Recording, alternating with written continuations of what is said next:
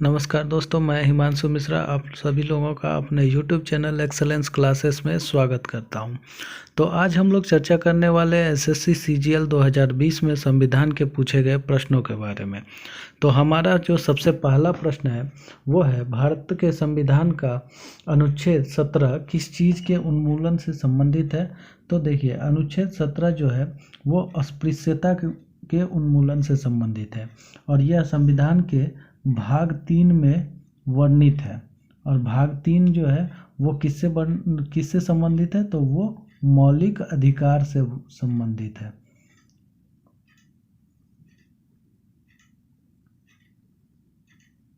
ठीक है, हमारा दूसरा प्रश्न है कि भारतीय संविधान का कौन सा अनुच्छेद धर्म, वंश, जाति और लिंग, जन्म स्थान के आधार पर भेदभाव पर रोक लगाता है। तो वो है अनुच्छेद 15। ठीक है, अनुच्छेद 15 क्या कहता है कि कोई भी इंसान धर्म, वंश, लिंग, जन्म स्थान के आधार पर भेदभाव नहीं कर सकता है। इसके साथ ही हमारा तीसरा प्रश्न है, स्वतंत्रता सेनानी सुचेता कृपलानी किस राज्य की पहली महिला मुख्यमंत्री बनी है। तो वो है उत्तर प्रदेश राज्य की। और इसके साथ ही ये भारत की पहली महिला मुख्यमंत्री बनी है। ठीक है, हमारा चौथा प्रश्न है कि मध्य प्रदेश के पहले राज्यपाल कौन थे। तो वो थे डॉक्टर सीतारमैया। अब ये सीतारमैया कौन थे, तो देखिए, जेबीपी समिति जो कि राज्य पुनर्गठन आयोग के लिए बनाई गई थी, इसके भी सदस्य रह चुके थे ये। और इन्होंने कहा था क्या कि जो राज्य पुनर्गठन आयोग है, भाषाई आधार पर राज्य के निर्माण की सोच रही है, उसे नहीं करना चाहिए।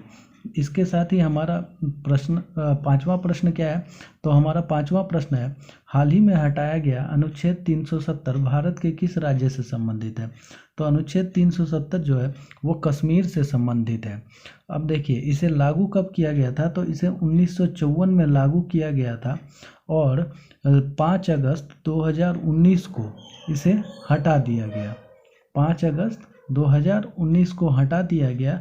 और इसमें हुआ क्या था, तो 370 और अनुच्छेद 35A के तहत जम्मू कश्मीर राज्य को विशेष राज्य का दर्जा प्रदान किया गया था, उसे ख़त्म कर दिया गया।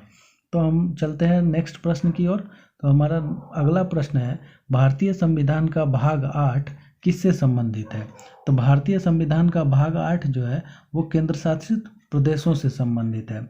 इसके साथ ही साथ भाग 8 में भाषा का भी वर्णन है। और हमारे संविधान के भाग 8 में कितने भाषाओं का वर्णन है, तो 22 भाषाओं का वर्णन है। ठीक है, अब हम लोग चलते हैं 7वें प्रश्न की ओर, जो है भारत के संविधान में किस अनुच्छेद की प्रविष्टि द्वारा पिछड़े वर्गों के लिए राष्ट्रीय आयोग का गठन किया गया था। तो देखिए, इसमें क्या है, जो 338B है उस अनुच्छेद के द्वारा यह कहा गया है कि राष्ट्रीय पिछड़े आयोग का गठन किया जाए। ठीक है, और इसे 102वां संविधान संशोधन द्वारा लागू किया गया था। इसके साथ ही साथ हम चलते हैं अगले प्रश्न की ओर। तो हमारा अगला प्रश्न है, भारतीय संविधान के किस अनुच्छेद में जनसंख्या के किसी समूह में बोली जाने वाली भाषा को लेकर विशेष प्रावधान किए गए हैं। तो वो है हमारा अनुच्छेद 347। अब देखिए, अनुच्छेद 357 किससे संबंधित है, तो केंद्र सरकार द्वारा राज्य सरकार जो 356 के तहत घोषित विधायी शक्तियों के प्रयोग से संबंधित है। ठीक है, और अनुच्छेद 337 किससे संबंधित है, तो एंग्लो इंडियन समुदाय के लाभ के लिए शैक्षिक अनुदान से संबंधित है। ठीक है, अब चलते हैं हमारे 9वें प्रश्न की तरफ। तो हमारा 9वां प्रश्न है, भारतीय संविधान के किस अनुच्छेद के अंतर्गत सर्वोच्च न्यायालय ने इंटरनेट की पहुंच को मौलिक अधिकार घोषित किया है। तो वो है अनुच्छेद 19। इसी में प्रेस की स्वतंत्रता है। अब 14 में क्या है, तो विधि के समक्ष समानता है। 17 में क्या है, तो अस्पृश्यता का अंत है। और 21 में क्या है, तो प्राण एवं दैहिक स्वतंत्रता है। अब देखिए, हम अपने अगले सवाल की तरफ चलते हैं, किस अनुच्छेद के अंतर्गत संसद संविधान में संशोधन कर सकती है। तो अनुच्छेद 368 के तहत संसद क्या है, संविधान में संशोधन कर सकती है। अब देखिए, अनुच्छेद 74 किससे संबंधित है? तो राष्ट्रपति की सहायता और सलाह के लिए मंत्रिपरिषद का प्रावधान किया गया है, उससे संबंधित है। और अनुच्छेद 269 किससे संबंधित है? ये संघ द्वारा लगाए गए करों से संबंधित है, ठीक है। और अनुच्छेद 374 किससे संबंधित है? तो संघीय न्यायालय के न्यायाधीश और संघीय न्यायालय से संबंधित है, ठीक है। अब हम चलते हैं अपने 11वें प्रश्न की ओर। तो हमारा 11वां प्रश्न है, वह कौन सा अधिनियम था जिसने भारत सत्ता को ब्रिटिश ईस्ट इंडिया कंपनी से ब्रिटिश क्राउन में हस्तांतरित की थी? तो इसका आंसर होता है भारतीय सरकार अधिनियम 1858, ठीक है। और देखिए, भारतीय सरकार अधिनियम 1858 के तहत क्या हुआ था, जो भारत का सत्ता था उसको ब्रिटिश ईस्ट इंडिया कंपनी के हाथ से लेके ब्रिटिश क्राउन में स्थानांतरित कर दिया गया था, ठीक है। अब हम चलते हैं अपने 12वें प्रश्न की ओर। और हमारा 12वां प्रश्न है, भारत के संविधान में निम्नलिखित में से किस संशोधन के द्वारा यह प्रावधान किया गया कि चुनाव के बाद किसी अन्य राजनीतिक दल में शामिल होना अवैध माना जाएगा?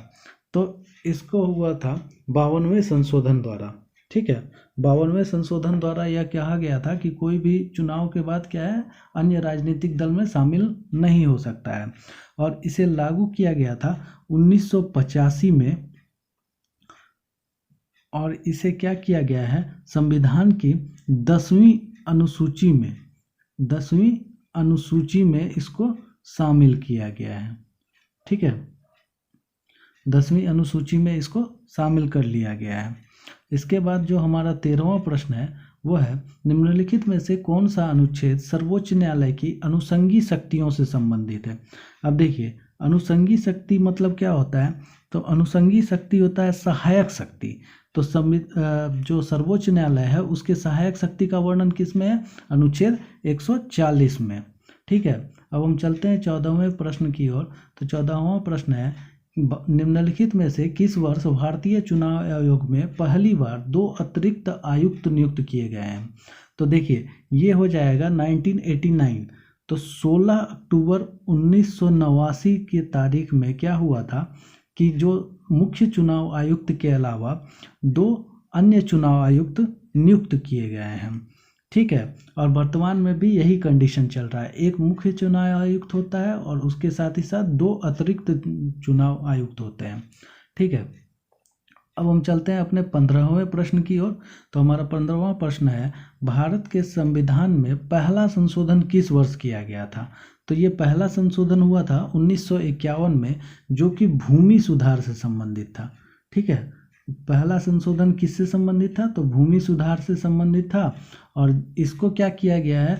तो संविधान की 9वीं अनुसूची में शामिल कर लिया गया है, 9वीं अनुसूची में शामिल कर लिया गया है, ठीक है। अब हम चलते हैं 16वें प्रश्न की ओर। तो हमारा 16वां प्रश्न है, भारत के संविधान के निम्नलिखित अनुच्छेदों में से कौन सा अनुच्छेद धार्मिक स्वतंत्रता के अधिकार की गारंटी देता है? तो वो है अनुच्छेद 25 से 28 में, ठीक है। अब देखिए, इसके अंतर्गत में अनुच्छेद 25 से 28 में क्या है? तो 25 में है मुक्त पेशा, जो मन में आए वो पेशा कीजिए और अभ्यास कीजिए और धर्म को प्रचार कर सकते हैं, ठीक है। अनुच्छेद 26 में क्या है? धार्मिक मामले को चलाने का अधिकार दिया गया है। अनुच्छेद 27 में क्या है? तो धर्म प्रचार या धर्म के रख रखाव के लिए आप जबरदस्ती किसी से चंदा वगैरह वसूल नहीं कर सकते हैं। और अनुच्छेद 28 में क्या कहा गया है? तो कुछ शिक्षण संस्थान है जैसे मदरसा वगैरह है, तो वहाँ पे धार्मिक शिक्षा दिया जा सकता है, ठीक है। अब हम चलते हैं अपने 17वें सवाल की ओर। तो हमारा 17वां प्रश्न है कि भारत के संविधान का वह कौन सा अनुच्छेद है जिसमें भारत के नियंत्रक और महालेखा परीक्षक का उल्लेख किया गया है? तो अनुच्छेद 148वां है, ठीक है। अब इसके साथ ही जो हमारा 18वां प्रश्न है वो क्या है? तो हमारा 18वां प्रश्न है, राज्य के महाधिवक्ता की नियुक्ति कौन करता है? तो देखिए, राज्य के महाधिवक्ता की नियुक्ति कौन करता है? राज्य के राज्यपाल करते हैं। और इसका चर्चा किस संविधान के कौन से अनुच्छेद में है? तो वो है अनुच्छेद 165 में, ठीक है। इसके साथ ही साथ जो हमारा 19वां प्रश्न है वो क्या है? तो परमादेश याचिका का क्या अर्थ होता है? तो देखिए, परमादेश याचिका जो है वो सुप्रीम कोर्ट द्वारा जारी किया जाता है और इसका अर्थ होता है कि हम आदेश देते हैं। अब देखिए, सुप्रीम कोर्ट जो है वो अनुच्छेद 32 के तहत 5 तरह की रिट जारी करती है, जिसमें से पहला आता है बंदी प्रत्यक्षीकरण, दूसरा आता है परमादेश, तीसरा होता है उत्प्रेषण और चौथा होता है निषेधाज्ञा और पांचवा होता है अधिकार परीक्षा।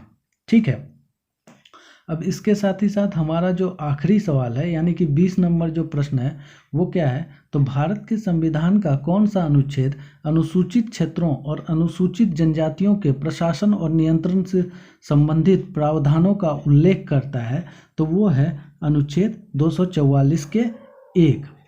ठीक है, तो दोस्तों जैसा कि हम पिछले कुछ दिनों से आपको एसएससी के प्रीवियस क्वेश्चन का सब्जेक्ट वाइज डिस्कशन करवा रहे हैं, तो ऐसे ही हम इसका एसएससी सीजीएल का हो रहा है, फिर सीएचएसएल का होएगा, फिर सीपीओ का होगा, एमटीएस का होगा। मैं कोशिश करूंगा कि एसएससी के सारे जितने भी प्रीवियस क्वेश्चन हैं उसका सब्जेक्ट वाइज और फिर मिक्स और कंबाइंड करके भी एक वीडियो आप लोगों के सामने लेके आऊँ।